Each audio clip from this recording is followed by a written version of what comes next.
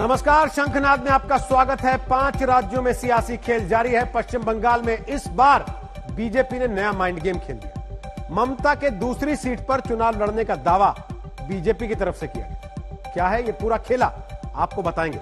लेकिन शंखनाद की शुरुआत ईवीएम पर मचे घमासान के साथ कर रहे हैं। बीजेपी उम्मीदवार की गाड़ी में ईवीएम मिलने के बाद गृह मंत्री अमित शाह का पहला बयान आया है।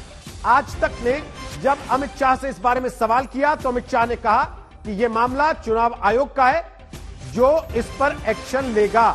अमित शाह से आज तक की एक्सक्लूसिव बातचीत है जिसमें आज तक ने अमित शाह से सीधे सीधे तौर पर उनकी पार्टी के उम्मीदवार की गाड़ी में ईवीएम मिलने पर सवाल पूछा। इस पर अमित शाह ने कहा कि मामला चुनाव आयोग का है और वो इस पर कार्रवाई करेंगे। 4 अधिकारियों को सस्पेंड। आसाम में आपने देखा होगा एक बीजेपी प्रत्याशी की गाड़ी से ईवीएम्स मिले और इलेक्शन कमीशन ने फिर 4 अधिकारियों को सस्पेंड किया। अब ऑपोजिशन उस मुद्दे को लेकर आप पे अटैक कर रहा है कि ईवीएम्स बीजेपी के कैंडिडेट की गाड़ी में कैसे। देखिए, मुझे इस घटना की डिटेल जानकारी नहीं है। मैं कल दक्षिण भारत में था, आज यहाँ पर हूँ। परसों में जाऊंगा तब डिटेल जानकारी भी लूंगा, आज रात को फोन पर भी लूंगा। परंतु हमने इलेक्शन कमीशन को कोई भी कदम उठाने से नहीं रोका है।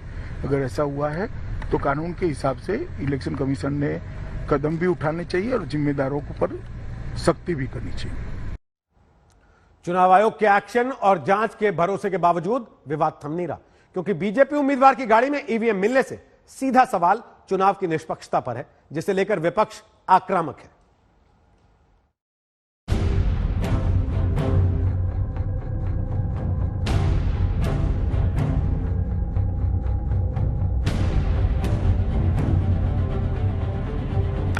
जब भाजपा हारती है फिर वो ईवीएम की शरण में जाने की कोशिश करती है। ये भी कहेंगे कि वोट तो असल में लोगों ने कांग्रेस को डाला, लेकिन बीजेपी ने मशीन में गड़बड़ की थी तो वोट दूसरी तरफ जा रहा था। ये तो बहुत ही गंभीर मामला है। ईवीएम जो है हमेशा बीजेपी वालों के पास मिलती है।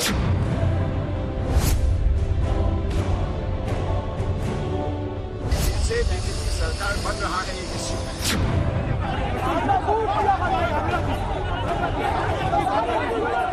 बवाल की ये तस्वीरें और बयानों की फहरिस्त सीधे उस ईवीएम से जुड़ती है जिसे लेकर असम में पखेड़ा मचा हुआ है।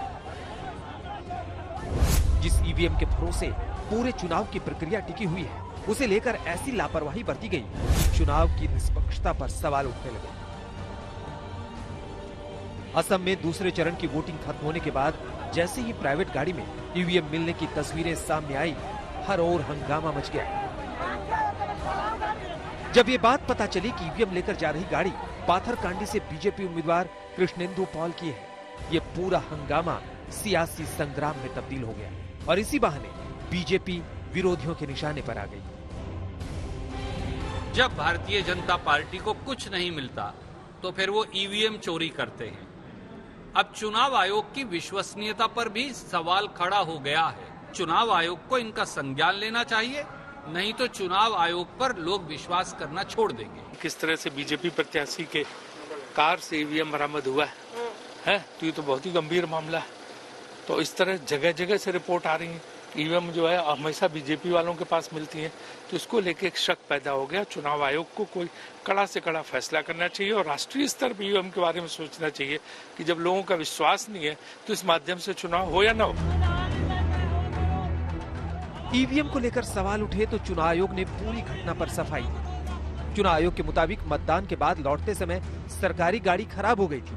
ऐसे में मतदान अधिकारी और 3 सहायक कर्मचारियों ने एक गाड़ी को हाथ दिया और उसमें सवार हो गए। ये गाड़ी बीजेपी उम्मीदवार की गाड़ी निकली।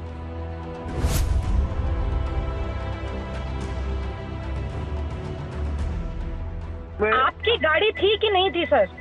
हाँ, वो हमारा गाड़ी, हमारा मिसेस का नाम का गाड़ी है। तो उस गाड़ी में ईवीएम कैसे बरामद हुए सर? ईवीएम क्या पोलिंग मशीन उस गाड़ी में क्या कर रहा था? नहीं, वो गाड़ी में नहीं था। आप कैंडिडेट है, एक कैंडिडेट की प्राइवेट गाड़ी में ईवीएम मशीन रख के लाई जा रही है। ऐसी इतनी जल्दबाजी, इतनी क्या मजबूरी थी? ना मैडम ऐसा नहीं है। हमको तो ये जानकारी भी नहीं है। हमको रात में पता चला ये घटना, हमको ये जानकारी भी नहीं है। जब आ रहे थे तब इन लोगों ने हेल्प मांगा। ये एज यूजुअल हमारा भाई ने बोला है ठीक है तुम लोग हमारा गाड़ी में उठ जाओ। वो कांग्रेस का भी एक कैंडिडेट था, उसका गाड़ी में भी एक आदमी उठा है। राहुल ने ट्वीट कर चुनाव आयोग की सफाई पर संदेह जताया और इस बहाने बीजेपी की नीयत पर सवाल उठा दिए।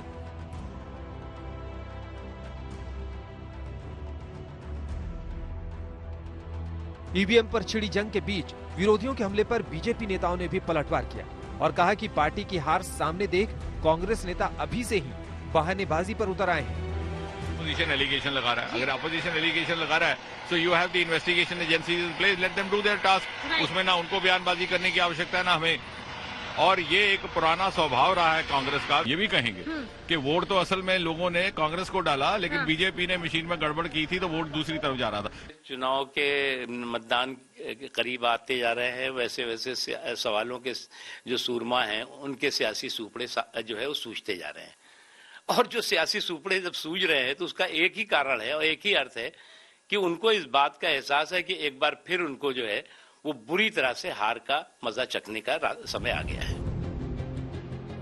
ईवीएम को लेकर आरोपों की झड़ी के बाद चुनाव आयोग ने भी एक्शन लिया और कार्रवाई करते हुए चारों स्टाफ को सस्पेंड कर दिया। असम में हुए ईवीएम विवाद को लेकर पूरे पॉलिटिकल सर्कल में अफरा तफरी मच चुकी है और चुनाव आयोग ने यह निर्णय लिया है कि रत्ताबरी सीट के पोलिंग बूथ 149 में एक बार फिर से मतदान करवाया जाएगा। जो ईवीएम एक भाजपा कैंडिडेट की गाड़ी में मिला था वो इसी पोलिंग बूथ का था। 4 अफसरों को निलंबित कर दिया गया है और एक जांच कमेटी चुनाव आयोग द्वारा संगठित कर दी गई है। लेकिन इस कार्रवाई के बावजूद चुनाव में शामिल अधिकारियों की लापरवाही हैरान और परेशान करने वाली है, क्योंकि ईवीएम को लेकर पहले भी सवाल उठ चुके हैं। बीजेपी की विरोधी पार्टियां तो कई बार ईवीएम की हैकिंग तक के आरोप लगा चुकी है। हालांकि चुनाव आयोग ऐसे आरोपों को खारिज कर निष्पक्ष चुनाव का भरोसा दिलाता रहा है। हालांकि यहाँ सवाल ये भी उठता है कि अगर सरकारी गाड़ी खराब भी हुई थी तो अधिकारियों ने दूसरी गाड़ी के लिए इंतजार क्यों नहीं किया? प्राइवेट गाड़ी में ईवीएम ले जाने का फैसला कितना सुरक्षित था? और क्या चुनाव आयोग के अधिकारियों को ये अंदाजा नहीं था कि प्राइवेट गाड़ी में ईवीएम लेने पर हंगामा हो सकता है? वोटिंग के बीच ऐसी घटना से न केवल निष्पक्ष चुनाव के दावों पर सवाल उठते हैं, बल्कि चुनाव प्रक्रिया की सबसे अहम कड़ी ईवीएम भी संदेह के घेरे में आ जाती है। What do you think that election commission? Why people will say that election commission is impartial? My humble regard to election commission, all the members. Please take care. Please take care. What you have done for Nandigram and other parts, don't behave like this in the other time, next time also. Whatever you try, BJP will not win the election. चुनाव आयोग ने माना है कि BJP उम्मीदवार की गाड़ी से जो ईवीएम मिली है वो वोटिंग में इस्तेमाल हुई थी, यानी उसमें मतदाताओं के वोट का हिसाब दर्ज है। पूरी घटना को लेकर चुनाव आयोग अब दूसरी और विस्तृत रिपोर्ट का इंतजार कर रहा है, जिसमें जांच, गहन सबूत और सारे तथ्य होंगे। और यही वजह है कि जांच के बीच असम के सीएम सर्बानंद सोनोवाल पूरी घटना पर सीधे सीधे कुछ भी कहने से बच रहे हैं। शहरों में सर ईवीएम मिला है तो आप इस पे कुछ भी बोलना चाहेंगे? सर बीजेपी कैंडिडेट का है सर बीजेपी फिर से बीजेपी सरकार बन रहा है, ये निश्चित है। नहीं पर सर ईवीएम मिला है एक प्राइवेट गाड़ी में, कोई फिर से बीजेपी सरकार बनेगा। पर सर ईवीएम मिला है एक गाड़ी में, वो आप लोग के कैंडिडेट का है सर। पाथर गांधी कैंडिडेट कृष्णेंदु कौन सा है? ये तो आपका पास जानकारी। ईवीएम को लेकर इस पूरे विवाद का सच दूसरी जांच के बाद ही सामने आएगा। इस घटना ने कई राज्यों में चुनाव के ईवीएम विवाद वाले जिन्न को फिर से जिंदा कर दिया है। गुवाहाटी में तनुश्री पांडे के साथ ऐश्वर्या पालीवाल, दिल्ली आज तक। तो एक तरफ ईवीएम को लेकर घमासान मचा है और दूसरी तरफ नंदीग्राम की जंग खत्म होने का नाम नहीं ले रही। कल नंदीग्राम में मतदान खत्म हो गया, लेकिन इसके साथ ही बीजेपी ने एक दांव खेल दिया। बीजेपी ने ममता के एक और सीट से चुनाव लड़ने की आशंका जताई, जिसने एक बार फिर बंगाल की सियासत को गरमा दिया।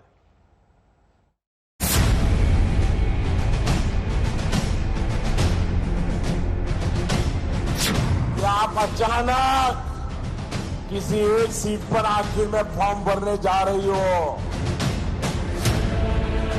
दीदी खुद नंदीग्राम से चुनाव हार रही है। मित्रों, আমাদের মামাটি মানুষের খুব ভালো ভোট হয়েছে এবং নিশ্চিন্তে থাকুন। क्या नंदीग्राम में ममता बनर्जी हार रही हैं? क्या शुभेंदु अधिकारी दीदी को मान देने वाले हैं? क्या ममता बनर्जी अब दूसरी जगह से चुनाव लड़ने जा रही हैं? नंदीग्राम के मतदान के साथ ही इन सवालों ने पश्चिम बंगाल की सियासत को हिलाकर रख दिया है। बंगाल में राजनीति के सारे पैतरे आजमाए जा रहे हैं। इसे माइंड गेम कहें या फिर सियासी खेला, लेकिन अब बीजेपी ने ममता की दूसरी सीट से चुनाव लड़ने की हवा को तेज कर दिया है। जरा बताइए ये अफवाह में कितनी सच्चाई है? यहाँ जो लोगों में कानाफूसी चल रही है कि आप अचानक किसी एक सीट पर आखिर में फॉर्म भरने जा रही हो, क्या ये सच्चाई है क्या? 60 में से 50 से ज्यादा सीटें भारतीय जनता पार्टी जीत चुकी है। दीदी, आपका जाने का समय आ चुका है। अब आप बच नहीं सकती है। दीदी खुद नंदीग्राम से चुनाव हार रही है। मित्रों, कोटि-कोटि टाका निये घुरे बेड़ाচ্ছে। ममता ने भी मौके की नजाकत को समझा और आज तुरंत साफ कर दिया कि उनका कोई ऐसा इरादा नहीं है। ये बीजेपी की डर्टी पॉलिटिक्स है। चुनाव का पहले पुलिस आप लोगों को थोड़ा डराएंगे। वो बीजेपी का होम मिनिस्टर है ना सेंट्रल का, उसका यही आदत है। उसका आदत है हर आदमी को डराना, दंगा करना, लोग मारना, ये उसका आदत होता है। हिंदू मुस्लिम बंटवारी करना, शेड्यूल कास्ट टाइप बंटवारी करना, भाई बहन बंटवारा करना, ये उसका काम होता है। और सेंट्रल पुलिस जो बाहर से आते हैं वो आके थोड़ा आप लोगों को डराएगा, जैसे कल नंदीग्राम में भी डराया, परसों डराया। और क्या करते हैं, चुनाव का टाइम खत्म हो जाने के बाद जो 48 आवर्स होता है वो टाइम में गांव-गांव में घुस के, रास्ता में घुस के बीजेपी पार्टी को लेके और डराता है, अब तृणमूल को वोट मत दो, बीजेपी को वोट दो। सुनेगा नहीं। इस सियासी दांवपेच में एक और ट्विस्ट टीएमसी की सांसद महुआ मोइत्रा के ट्वीट ने ला दिया है। अगर पीएम मोदी ने तंज किया है तो बता दूं कि हाँ, ममता लड़ेंगी, लेकिन वो सीट वाराणसी की होगी। अपनी तैयारी कर लीजिए। I have not said anything about Varanasi. Mamata Banerjee stood for one seat. That's Nandigram. She's winning Nandigram. 2024 we will see in 2024. Mahua Moitra जी के ट्वीट से कि ममता जी वाराणसी से लड़ने वाली हैं, उससे कई चीजें स्पष्ट हो जाती हैं। पहली बात कि कहीं ना कहीं अब तृणमूल कांग्रेस मान रही है कि ममता जी इस चुनाव को हार रही हैं और वहां पश्चिम बंगाल में तृणमूल कांग्रेस की सरकार नहीं बनेगी। इसीलिए तो 2024 में ममता जी वाराणसी से लड़ने का प्रयास करना चाहते हैं। 7 अप्रैल वो तारीख है जब पश्चिम बंगाल में आखिरी दौर के चुनाव के लिए नामांकन भरा जा सकता है। 6 अप्रैल को पश्चिम बंगाल में तीसरे दौर का चुनाव है और नंदीग्राम में मतदान हो चुका है। ऐसे में बीजेपी की इस चाल की टाइमिंग ममता के लिए खतरे की घंटी है। अभी पश्चिम बंगाल में 6 चरण के मतदान बचे हुए हैं। अगर नंदीग्राम से ममता के हारने का संदेश गया तो इसका सीधा असर बाकी सीटों पर होने वाले मतदान पर पड़ सकता है। यही वजह है कि टीएमसी अब इसे बीजेपी की डर्टी पॉलिटिक्स कह रही है। पिछले 30 सीटों का जो चुनाव हुआ उसमें तुरंत चुनाव समाप्त होने के बाद देश के गृह मंत्री महोदय, कोई मामूली पार्टी का आदमी नहीं, देश के गृह मंत्री के पास आप जानते हैं कि सेंट्रल आईबीबी है, दूसरी एजेंसीज हैं जिससे उनको सूचना मिलती है, और उन्होंने घोषणा की कि 30 में 26 सीट भारतीय जनता पार्टी जीत रही। मैंने उसी समय ट्वीट किया और कहा कि उनका बहुत कंजर्वेटिव एस्टिमेट है, वो शायद 30 में 35 सीटें जीत रहे हैं, लेकिन 26 पर ही उन्होंने उसको रोक दिया। नंदीग्राम से ममता की हार का जो संदेश बीजेपी दे रही है, उसमें कहीं न कहीं वोट बैंक के ध्रुवीकरण का भी खतरा टीएमसी के सामने आ सकता है। जंगल महल के जिन इलाकों में मतदान हुआ है वहां मुस्लिम वोट बैंक इतना नहीं है, लेकिन अभी बंगाल के कई हिस्सों में मतदान होना है जहां मुस्लिम फैक्टर बेहद अहम होने वाला है। नंदीग्राम में कल जिस तरह सियासी घमासान मचा, उसमें ध्रुवीकरण का खेल भी बंगाल के 6 चरणों पर असर डाल सकता है। रैपिड एक्शन फोर्स का टीम जो है वो बढ़ रही है। दोनों ही जो समूह हैं उनको रोकने की कोशिश हो रही है, क्योंकि जो टेम्परेचर है, जो लोगों में जो आक्रोश है वो काफी ज्यादा दिख रहा है। और जैसे यहाँ पे ममता बनर्जी का काफिला आया तो दोनों ही तरफ का गुस्सा यहाँ पे उभर पड़ा है और इसी को कंट्रोल करने की कोशिश यहाँ पे रैपिड एक्शन फोर्स और जो सेंट्रल सिक्योरिटी फोर्स वो करने की कोशिश कर रही है। और अंदर फिर एक बार चलते हैं, अंदर अभी भी मुख्यमंत्री ममता बनर्जी है, अंदर भी हलचल हो रही है, वहाँ पे ऑफिशियल्स हैं, लेकिन जो सिचुएशन है इस वक्त, जो स्थिति बनी हुई है वो काफी नाजुक बनी हुई है यहाँ पे। पश्चिम बंगाल की पूरी सियासत नंदीग्राम के इर्द गिर्द घूम रही है, जहाँ से बंगाल की सत्ता का फैसला होना है। ममता जी को तो एक हफ्ता पहले हार स्वीकार लेनी चाहिए थी और ममता जी 5 दिन नंदीग्राम में वहीं लगा दी। और ममता जी में अगर हिम्मत है तो शुभेंदु अधिकारी की तरह कहें कि अगर 2 मई को रिजल्ट में मैं हार गई तो राजनीति से इस्तीफा कर दूंगा, अगर है हिम्मत तो। दिल्ली के नेता थे, वो भी पहुंच गए थे वहां पर। अब उनका हश्र क्या हुआ था वो उसके बारे में बताने की जरूरत नहीं है। इसलिए इस तरह की गीदड़ भप्पियों से कोई फायदा नहीं होता। आपको अपने हिसाब किताब देना चाहिए, कामकाज का हिसाब किताब देना चाहिए कि आप जो है वो यहाँ जाएंगे, आप वहां जाएंगे, अब हम यहाँ से हारेंगे तो यहाँ गिरेंगे, हम यहाँ से हारेंगे तो यहाँ गिरेंगे, तो गिरो आप यहाँ जाइए जहाँ गिरना चाहिए। पहले भवानीपुर सीट छोड़कर नंदीग्राम से ममता ने चुनाव लड़ने का ऐलान कर सबको चौंका दिया, तो फिर बीजेपी ने शुभेंदु अधिकारी को मैदान में उतारकर सबसे बड़ा दांव चला। अब दोनों ही अपनी जीत के दावे कर रहे हैं। ये जो भी है, अफवाह, खबरें या अटकलें, लेकिन इतना साफ है कि ममता को ये नुकसान पहुंचा सकती है। बीजेपी के इस चक्रव्यूह को भेद कर ही ममता अपना किला बचा सकती है। कोलकाता से श्वेता सिंह के साथ आज तक ब्यूरो। और असम के पताचाकुर्ची में आज बीजेपी अध्यक्ष जेपी नड्डा ने रैली की, जहां कांग्रेस पर सांप्रदायिक पार्टी होने का आरोप उन्होंने लगाया।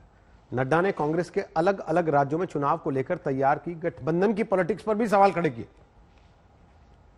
दूसरा चार्ज लगाता हूं कांग्रेस पार्टी पर कि कांग्रेस पार्टी सांप्रदायिक पार्टी हो गई। और जब मैं सांप्रदायिक पार्टी कहता हूं तो पूरी जिम्मेवारी के साथ कहता हूं। केरल में कांग्रेस मुस्लिम लीग के साथ चुनाव लड़ रही है, जो अलगाववाद को जन्म देती है। बंगाल में चुनाव वो अब्बास के साथ लड़ रही है, जो अलगाववाद की नींव रखती है। और असम में जिस बदरुद्दीन को 2006 में तरुण गोगोई ने हु इज बदरुद्दीन कहा था, उसके साथ उसका बेटा गले मिलकर के आलिंगन करके चुनाव लड़ रहा है। ये सांप्रदायिकतावाद है कि नहीं है? हमको कहते हो कि हम सांप्रदायिक हैं, हमको कहते हो कि हम कम्युनल हैं। अरे कम्युनल तो तुम हो। जो नेता असम के गमछे को फेंके उसके साथ गले मिलते हो, ये तुम्हारी पहचान है, इसको तुमको समझना चाहिए। आरोप लगा रहा है मानसिक दिवालियेपन की, लेकिन मैं पूरे होशो हवास में लगा रहा हूं ये आरोप कि आज कांग्रेस मानसिक दिवालियेपन की तरफ चली गई है, अवसरवादी पार्टी बन गई है। और अगर इसको मुझे बताना हो तो मैं बता सकता हूं कि आज चुनाव हो रहे हैं। केरल में कांग्रेस पार्टी सीपीएम के खिलाफ कम्युनिस्ट पार्टी ऑफ इंडिया के खिलाफ लड़ रही है, और आज चुनाव हो रहे हैं। बंगाल में Congress party communist party CPM के साथ गले मिलकर के चुनाव लड़ रही है, और आसाम में भी कम्युनिस्ट पार्टी के साथ आलिंगन लगा करके चुनाव लड़ रही है। यह तरीका खड़ा हो गया है।